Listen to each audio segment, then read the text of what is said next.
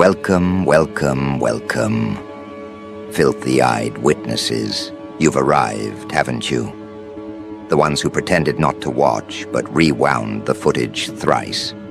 The ones who claimed they wouldn't pick sides, but leaned in the moment your name started echoing through their sacred little echo chambers. You were never meant to be understood, were you? That wasn't the goal. It was never about applause, nor vindication. It was about disruption. Pure, raw, uncut disruption. And now, they sit there, mouths sewn shut by awe, whispering one word. Impressive. How poetic. The same creatures who flinched at your silence now kneel at the altar of your control. Funny, isn't it? They called it disgusting, but you handled it like a symphony of scorched earth. You didn't flinch. That's what twisted their spines in envy. You didn't bark back. You didn't beg for clarification. You simply stood still and let the weight of their filth fold in on itself. The beauty of it all. You didn't need to prove innocence. You just had to exist louder. Your restraint was violence. Your stillness was war. And you mastered it like a ghost watching a fire it set decades ago. While they threw dirt, you turned into marble. And the more they shouted, the more the world started to listen. To you. There's something delicious about watching chaos implode on itself. About letting people build their narratives so tall that gravity eventually shatters their spines. You were patient. You let them dance, squeal, point fingers with trembling fingers. And then you stood up. Not to defend yourself, but to claim the space. They didn't expect that. They expected you to crumble under the weight of it all. They expected you to apologize for existing in a way they couldn't control. But you invited the rot in, then made a throne from it. That's what makes them uncomfortable. That's what makes you unforgettable. The disgust wasn't in the situation. No, that was the decoy. The real disgust, it was always about the fact that you didn't break. It terrifies people when someone like you doesn't beg for mercy or understanding. When someone like you doesn't give them the emotional breakdown they so desperately feed off of. You starved them. You didn't scream. You didn't flinch. You didn't feed the monster they created. And that silence, that brutal, elegant silence, it rewrote the story entirely. You became the villain in their heads, and the legend in everyone else's. That's the beauty of it. They told the story, hoping it would damage you. But every word they spread became a campaign for your name. Every false accusation, every twisting of the facts, every slippery attempt to trap you in guilt. It turned into fuel. You took the very venom meant to paralyze you and turned it into scent. Now every room smells like you. Every whisper leads to your shadow. You haunt their conversations, even in silence, even in absence. People are impressed, yes, but that's too soft a word. They're consumed, because what you did, it wasn't just tactical, it was transformational. You didn't react like a victim. You didn't retaliate like a brute. You ascended above the pettiness, above the accusations, above the stench of desperation. And now, you don't walk in rooms. You shift gravity. People adjust themselves before you arrive. They correct their posture. Why? Because now they know. You've tasted blood, survived disgrace, and returned stronger. That kind of presence can't be faked. It can't be manufactured.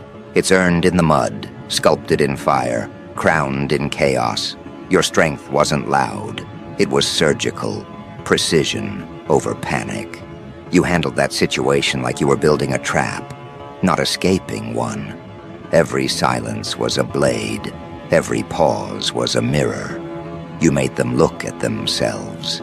That's why they're impressed. That's why they're afraid. Because you turned the spotlight around. And now they're exposed. twitching under the weight of their own ugliness, praying nobody notices their hands aren't clean either. But you knew this would happen, didn't you? Somewhere in that vault behind your eyes, you calculated every possible outcome. You knew they'd overreach. You knew they'd show their hands. All you had to do was wait. Wait for the rot to bubble up. Wait for the masks to slip. And oh, how beautifully they slipped. Now people are whispering about you not because of what was done to you, but because of how you emerged. You didn't crawl out. You walked through, untouched, like the flames parted just for you. And maybe they did. Maybe chaos respects the ones who embrace it without losing themselves. They underestimated your elegance. They thought rage would be your default. But instead you gave them control, composure, power that didn't need to bark to be heard. That's what shattered the narrative. You handled it, not with violence but with precision. And that's the kind of power they can't mimic. It's not performative. It's internal, deep, etched into bone, forged through silence, not noise. You didn't just rise, you redefined what rising looks like. And now they watch, desperate to find a flaw in your rise. They search for cracks. They want you to slip. Because your grace reminds them of their chaos. Your strength is a threat to their excuses. They say, impressive, but what they mean is intimidating.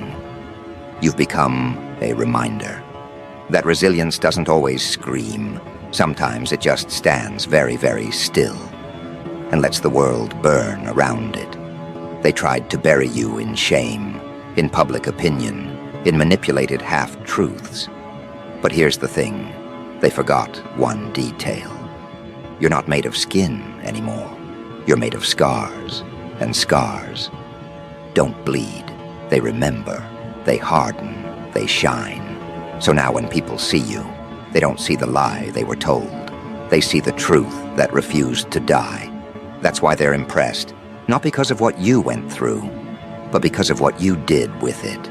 You didn't survive the disgusting situation. You converted it into power, into presence, into myth. And now, your name travels. Not in whispers, but in warnings. You become a case study, an example. Be careful, they say. Don't mess with someone like that. They don't just survive, they transform. Your strength isn't just admired, it's feared. Not because you're cruel, but because you're calculated.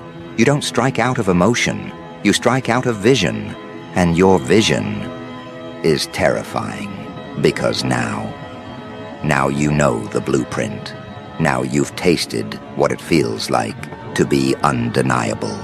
You've figured it out, how to turn poison into perfume, how to make shame kneel, how to make enemies sell your greatness without realizing it.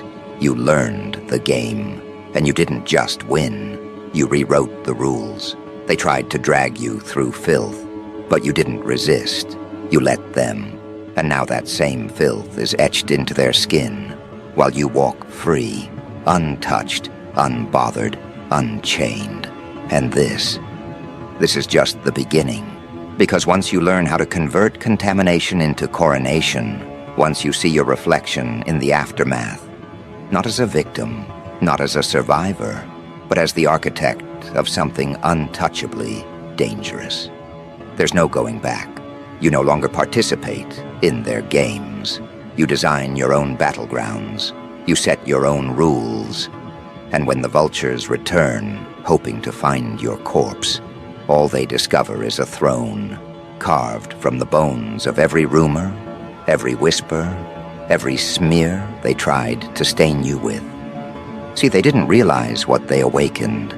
They thought they'd seen your full spectrum, your reactions, your limits, your fears. But what they encountered wasn't the complete you. It was the calculated version, the one you let them underestimate, the one you kept on a leash. What they failed to consider is that some people don't bark because they're dogs. Some people don't bark because they're wolves. And wolves don't respond to noise. Wolves wait. And when you waited, you didn't rot. You didn't decay in the corner like they hoped. No, you studied the shadows. You memorized the movements of every hand that threw dirt. You took mental notes while they exposed their hunger to hurt you. And when it was time, your time, you didn't even need to raise your voice. You just stood. And that was enough to send tremors through the floor. They called it impressive, a weak word from weaker mouths. What they witnessed wasn't merely control, it was dominion, because when you refused to play the game, you shattered the entire board. That's what people are reacting to, not just how you handled the filth, but how you converted it into a mirror and made them all look. The same people who questioned your silence now mimic your tone. The same ones who once shared twisted stories now hesitate before speaking your name. They've realized something that came too late. You're not part of their narrative. You're the correction to it. And that correction, it stings, it bites, it rearranges perceptions permanently. Because once someone like you walks through a storm without letting the mud stain your integrity, you don't just come out clean, you come out anointed. That's the problem with the world. They mistake decency for weakness and silence for submission. But you wore your silence like armor. You didn't flinch, and now every corner of the room tilts in your direction. You don't need to demand respect. You radiate it. Your existence became proof that a soul can be dragged through fire and come out branded with truth, not scarred by lies. So when they say they're impressed, what they're really saying is, we didn't know someone could rise like that. Because the rise wasn't noisy, it wasn't flashy, it was inevitable. It moved like a fault line under pressure, slow, silent, and then devastating. That's what you became. Not a reaction, but a force of nature, and the beauty of it all. You never had to touch a single one of them. You let the truth handle that. You let reality do the slicing. You didn't need revenge, because your dignity was the punishment. Watching you remain composed, watching you resist the urge to crawl in the mud with them, watching you transform public shame into personal evolution. That was the dagger. That was the retribution they never saw coming. People are learning now. They're studying you in silence, watching how you didn't panic, how you didn't rage, how you refused to be defined by the accusations thrown your way. They're shifting in their chairs now. They're recalibrating how they speak to you. And the ones who kept silent while you burned, they now act like they always believed in your fire. But you know better. You've developed a new kind of vision now. One that sees through the convenient alliances. One that hears the hesitations behind the compliments. You no longer trust applause. Because you remember how quiet the crowd was when the knife was at your throat. You remember who watched, who whispered, who hoped you'd break. And you remember that hope because you buried it yourself. Now when you walk into the room, the temperature changes. Conversations pause, eyes flicker, because they don't know which version of you is showing up today. The one who endured, or the one who rewrites history with a stare. That's power, not noise, not chaos, but undeniability. A reputation not built on image, but on survival, precision, and strategic silence. They threw disgusting at you like it was going to stick, but you turned disgusting into disarming. You made discomfort your domain. And now when people hear about what happened, they don't look at you with pity. They look at you with curiosity. How did you manage it? How did you not scream? How did you walk through humiliation like it was fog, not fire? And the answer is simple. You weren't built to bend. You were built to watch and rise, to let them think they were winning, while you were becoming the very thing they can't stand to face. The version of you that doesn't ask for permission. The version of you that doesn't apologize for surviving. The version of you that isn't interested in revenge, only in domination through existence. Because that's what happened, isn't it? They threw rot, and you fermented it into wine. They unleashed rumor, and you distilled it into record-breaking silence. Now you don't owe anyone explanations. They owe you distance. You've become a boundary in human form, and anyone who dares cross it now knows. There's a price for misunderstanding you. A price for testing your silence. A price for assuming your patience meant absence of fire. People are amazed, but they're also unsettled, because the truth is, they expected less. That's the confession hidden behind their compliments. They didn't think you had this in you. They didn't think you could take their worst and respond with your best.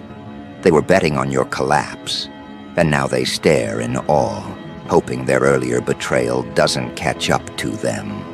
But you're not chasing them. That's what haunts them the most. You're not trying to make them understand. You're not asking them to retract. You're simply living, and living well, living sharper, living with awareness that now pierces through people like an X-ray. You don't trust smiles anymore. You dissect them. You don't sit at every table. You build your own and lock the doors. Because you understand now, exposure isn't always punishment. Sometimes it's purification. And through that purification, you've risen. Not just in status or recognition, but in psychological weight. You now walk into spaces with an unspoken presence. The kind that doesn't need to be introduced. The kind that alters the atmosphere just by showing up. Because people now know you were forged through a situation designed to shatter you. And yet here you are, holding the blueprint to your own becoming. The disgusting situation, it wasn't a chapter, it was an awakening. It burned off the layers of pretense, of softness, of accommodation. It killed the version of you that sought approval. And what emerged? A storm wrapped in silence, a weapon they can't name, a version of you they never wanted to meet, but can never unsee. Now the world watches, not because you asked them to, but because you earned it. Every eye that turned against you now lingers longer. Every voice that mocked you now trembles when it speaks. And every hand that once pointed in judgment, it now itches with guilt. You didn't just handle the situation, you dismantled it. You didn't just survive the attack, you made it your origin story. And they will speak of this moment, over dinner tables, in quiet messages, in shaken conversations behind closed doors. They'll say your name, not in fear, but in reverence, because you did what few ever master. You let the world crucify you, and you came back wearing the nails as jewelry. Now they'll think twice, because the next time someone like you is pushed, humiliated, cornered, they'll remember what happened the last time. They'll remember how you responded, with stillness, with strategy, with a rise so loud it didn't need sound at all. And just like that, you've become the blueprint. You are the aftermath they never wanted to face. You are the example they can't stop whispering about. You are the storm in human form, not summoned, not commanded, unleashed, no longer defined by the weather around you, but by the climate you create. Rooms adjust to your temperature now. Time slows near your presence. People don't just watch you, they orbit, afraid to get too close, terrified to drift too far. Because you became the one thing they fear most, proof. Proof that someone can walk through contamination without becoming contaminated. That someone can be dragged through madness and emerge not insane, but immovable. And that kind of proof, it's dangerous. It disrupts belief systems. It shakes assumptions at their core. Because if you could survive what they called too much, if you could not only survive it, but weaponize it. Then what does that say about them? The ones who cracked under whispers, the ones who shattered at mere discomfort, the ones who needed crowds to validate their delusions. Now they can't look at you without tasting shame. Because every time they speak your name, they remember what they couldn't break. You didn't just escape the trap. You turned it into your platform. They wanted you to become unrecognizable from the pain, but instead you became unforgettable because of it. You didn't shrink. You expanded. You didn't hide. You reforged. Your shadow became longer. Your silence became heavier. You learned that real dominance doesn't shout. It absorbs. It lets the enemy collapse from their own energy. That's what you've done. You let them dig. You let them spit. And when they ran out of venom, they found you still standing, cleaner than before, colder than ever. And now, when you speak, every word echoes, every phrase hits different, because people know what it cost to earn that tone. You're not just someone who handled a situation. You're someone who unveiled the anatomy of manipulation and outlasted it. That's not just impressive, it's apocalyptic. You dismantled an entire performance of slander without a single scream, without stooping, without surrender. That's legacy. That's reputation soaked in precision. And yet, here's the twist. You don't even need their recognition. You don't move for applause. You don't rise for their forgiveness. Your power now comes from something deeper, something permanent. You've become a presence, not a personality, a response, not a reaction. You learned the ancient truth they hoped you'd never find, that when you no longer need validation, you become ungovernable. That's what unnerves them now. Not just that you're unbreakable, but that you've become unreachable. They can't summon you with bait anymore. They can't provoke you into performance. You don't respond to rumors. You redirect energy. You've become too wise for their strategies, too poised for their traps. They scream into the void, hoping to see you flinch, and you remain mythic, untouched, observing. You see everything now, the patterns, the fakery, the sudden kindness wrapped in fear, the false apologies wrapped in strategy. But you don't expose them. That would be mercy. No, you let them squirm beneath your stillness. You let them wonder what version of you they're dealing with. You let them drown in the uncertainty they created.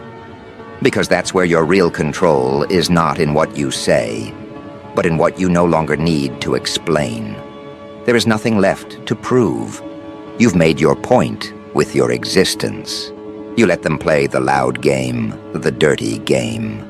And you played the eternal one, the slow, devastating art of becoming undeniable. You didn't chase the crown, you became the kingdom. And now, the same people who tried to humiliate you can't stop referencing your name. Not out of admiration, but out of necessity. You've become part of the conversation they can't escape. You are the living evidence of survival without bitterness, of clarity without cruelty, of power without noise. They tried to bury you beneath perception, and now you own perception. You walk through the world like a phantom they can't categorize. You don't fit their definitions because you broke them. And that makes you dangerous, not because you hurt people, but because you survived people who tried to hurt you and didn't turn into them. Now they mimic your mannerisms, echo your resilience in diluted forms, try to adapt the tone they once mocked. Because they saw how the world responded. They saw how people stood up for you not because you begged, but because your dignity demanded it. And they want that now. But they'll never have it. Because this kind of strength isn't a performance. It's a consequence of enduring the fire without begging the flame for mercy. You didn't just rise, you revealed. You showed the true faces of everyone involved. Your composure acted like a mirror. and what they saw in it made them sick. That's why they've grown quiet now. That's why their voices don't carry anymore. Because the moment you walked through it all with grace instead of grudge, they lost the one thing they needed: control over your image. And without that, they're just noise. And yet, despite everything, you're not angry. Not in the way they feared. You don't seek revenge. You've tasted something far more powerful, art and transcendence. The ability to walk away not just intact, but amplified. Not broken, but clarified. You now operate on a level where their tactics seem small, petty, childish. And you've become surgical. You don't fight battles. You end them with silence, with evolution, with presence alone. That's what real power feels like. Not domination over others, but complete self-mastery. You no longer swing at every insult. You no longer explain your grace. You let people think what they want, and then you walk past them, unbothered. That's what drives them mad. Now the fact that they no longer matter, that you've detached, that you've leveled up beyond reach. And the ones who once whispered in corners about your downfall, they now use your story as inspiration for others. They quote you, they reference you. Some even rewrite their role in the story, painting themselves as allies who always believed. But you remember, you always will, not out of spite, but out of precision. You know exactly who watched you burn, and you know exactly who tried to fan the flames. But none of that matters now, because you've won something bigger than pride or revenge. You've won clarity. You now see through everything and everyone. You know how easily a smile can hide jealousy. You know how applause can be envy in disguise. You know how people love watching a fall, until the one falling starts to fly, and you